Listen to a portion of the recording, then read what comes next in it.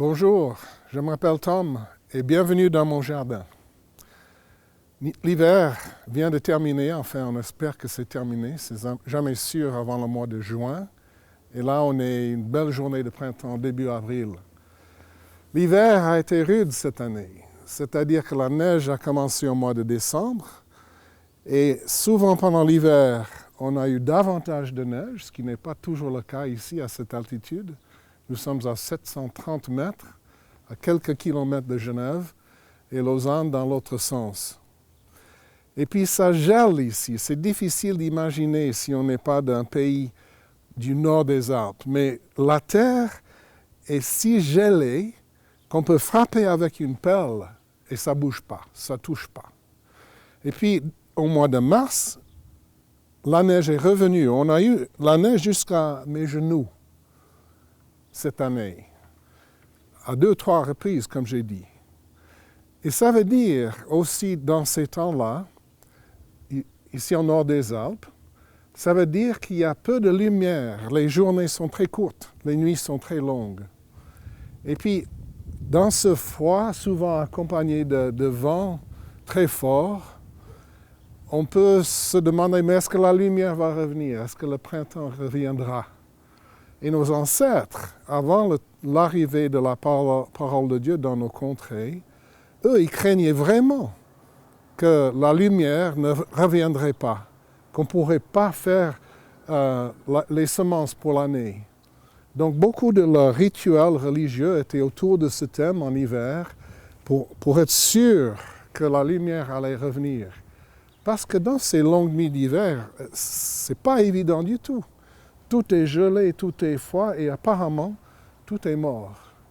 Mais ce n'est pas vrai, parce que la vie est plus forte que la mort. Et en dessous de tout ce gel et de cette neige, il y a toujours une vie fantastique. Et c'est pour ça que c'est peut-être ma saison favorite de l'année, cette fin d'hiver, début de printemps, parce que justement, la vie reprend. Et on est à quelques jours, quelques semaines de cette période de froid, de ténèbres, de mort apparente. Et maintenant, la vie explose partout.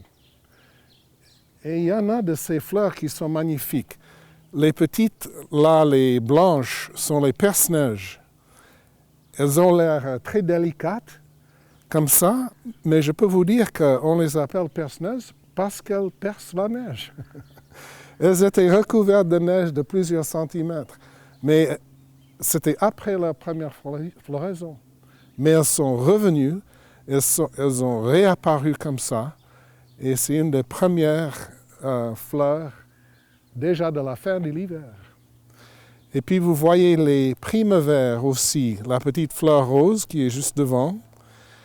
J'en ai des centaines ici, dans la pelouse, dans les plates-bandes, que je n'ai pas semées.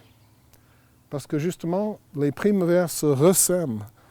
Et quand ça se multiplie, toutes seules comme ça, c'est un autre signe de la puissance de la vie. Et puis elles changent de couleur. La couleur naturelle qu'on trouve dans la nature, dans nos forêts, c'est une jaune très pâle. Mais là, j'ai peut-être entre 20 et 30 différentes couleurs pastel, et c'est elle qui décide. C'est elle qui se multiplie comme ça, et qui donne la vie, et ce signe dans les plantes déjà, que la vie triomphe de la mort. Donc on voit que Dieu, il a créé des systèmes formidables. Ça me dépasse chaque fois. C'est pour ça que j'aime beaucoup être ici fin mars, début avril chaque année. Donc vous êtes dans mon jardin, c'est vrai, mais en vérité, c'est le jardin de Dieu.